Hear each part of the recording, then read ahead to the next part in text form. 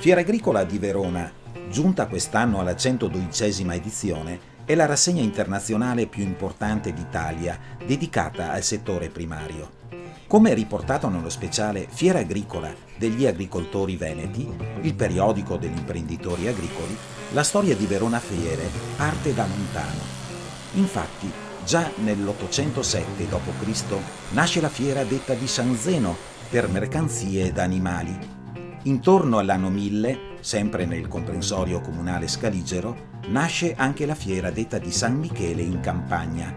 Il Senato della Repubblica Veneta istituisce in Verona nel 1630, con apposito editto, 2 fiere annuali di merci che si svolgono in primavera e in autunno. L'attività fieristica finisce nel 1822 poiché gli austriaci decidono che Verona diventi una fortezza militare, mentre con l'adesione del Veneto al Regno d'Italia nel 1866, Verona recupera la propria vocazione mercantile. Fu nel 1898 che, grazie all'istituzione delle fiere semestrali di cavalli, inizia la storia moderna delle fiere di Verona.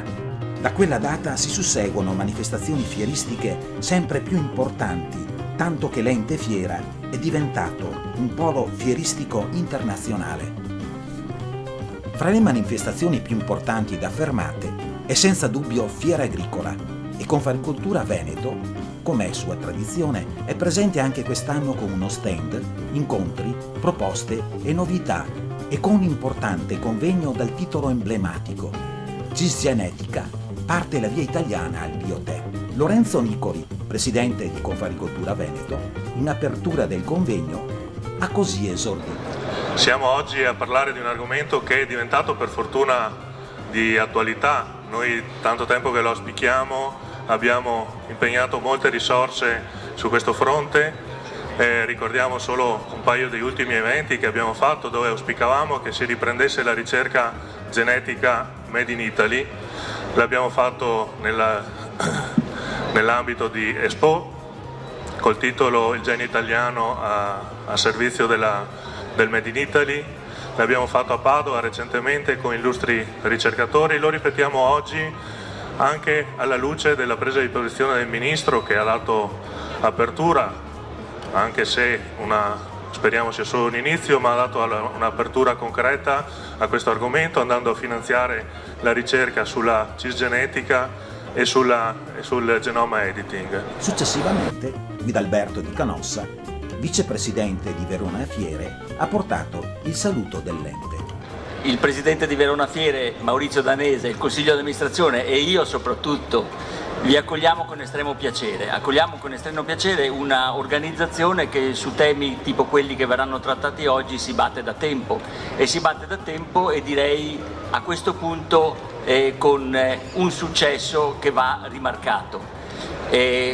Diciamo che dobbiamo dire un grazie anche alla ricerca italiana, perché la ricerca italiana che per molti doveva terminare il proprio lavoro, non lavorare e non cercare nuove strade per il futuro, ha insistito e pur nell'ombra ha ottenuto dei risultati notevoli, perché questa della cisgenetica, questa della strada italiana verso il miglioramento genetico delle piante è una scelta molto importante.